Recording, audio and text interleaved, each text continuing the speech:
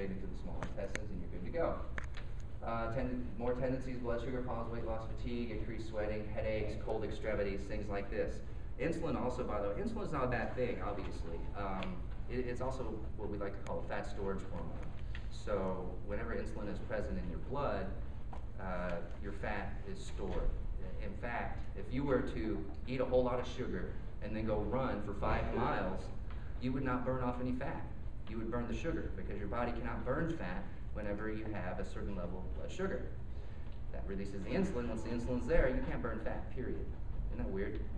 So it's just something to be aware of for all those of us who exercise or are trying to lose weight. Don't eat sugar in the morning if you're going to work out that afternoon. Wait till afterwards. That way you'll make sure you can burn your fat stores for energy instead of your sugar. All right.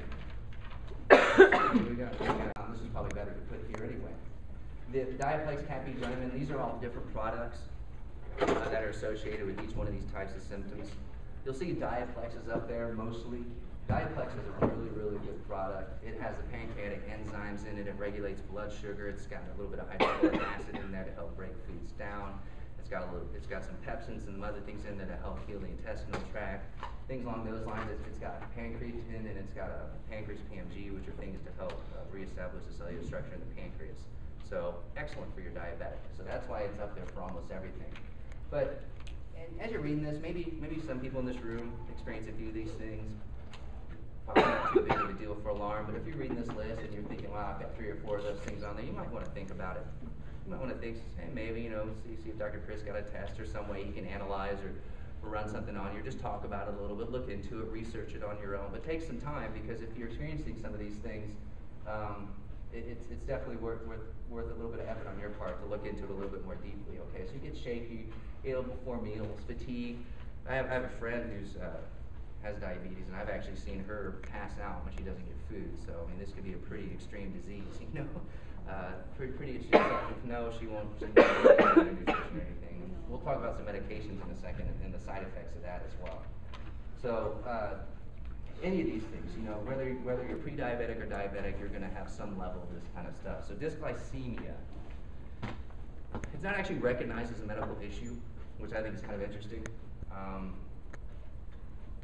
It's kind of like, what would be a good example? Well, it's kind of like allergies in a way. It's kind of like one of those things that's identified, but there's not really a lot of backing that proves or disproves it. So, but generally speaking, this is the state that people are in that can be identified through testing that leads to diabetes eventually, okay? A lot of people have this. You're hungry, autonomic symptoms, you have a lot of anxiety, trembling, sweating, dizziness, poor concentration, things along these lines, okay? Typically occur early in the mornings or mid-afternoons, but again, that could be an adrenal issue as well. So it's again, make sure you're in the hands of a practitioner who knows what they're doing when you deal with this kind of stuff.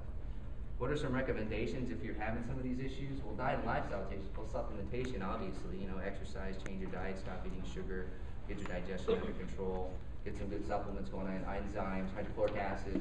You want to support the adrenal gland. There's herbal tonics, Korean ginseng and Romania are a couple of really good ones.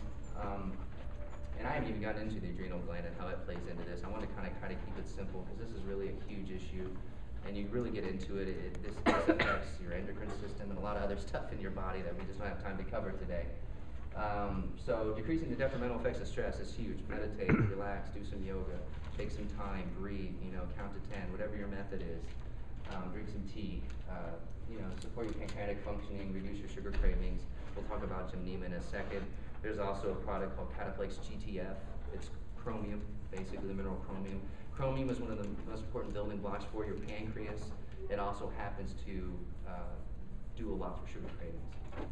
A lot of times a sugar craving is actually your body trying to tell you that you have a mineral deficiency, aka chromium. A lot of the symptoms we go through are just our body trying to tell us something. It's not trying to hurt us. There's a lot of communication going on. If we can just kind of quiet down and listen a little more indiscriminately, okay? So, and support the liver function. Liver plays a role in regulating blood sugar. Has to do with glucagon and glucose release and all of those kinds of things. So that's kind of your pre-diabetic, all right? So you're diabetic, and again, I put it up there again, 2,800 a day. That's crazy to me. Diabetes basically is a chronic disorder, meaning well, they say it's chronic, meaning that it lasts a lifetime and can increasingly get worse over time. The worst being, of course, type 1, which is insulin-dependent diabetics. But I'll tell you right now, I've seen insulin-dependent diabetics fully get off their insulin and manage their disease through supplementation and lifestyle. No more meds, no more insulin, no more having to give themselves shots, none of that junk. I've seen it done. Doesn't mean it happens for everybody. Type 1? Did you say type 1? Mm-hmm. Yeah, the insulin.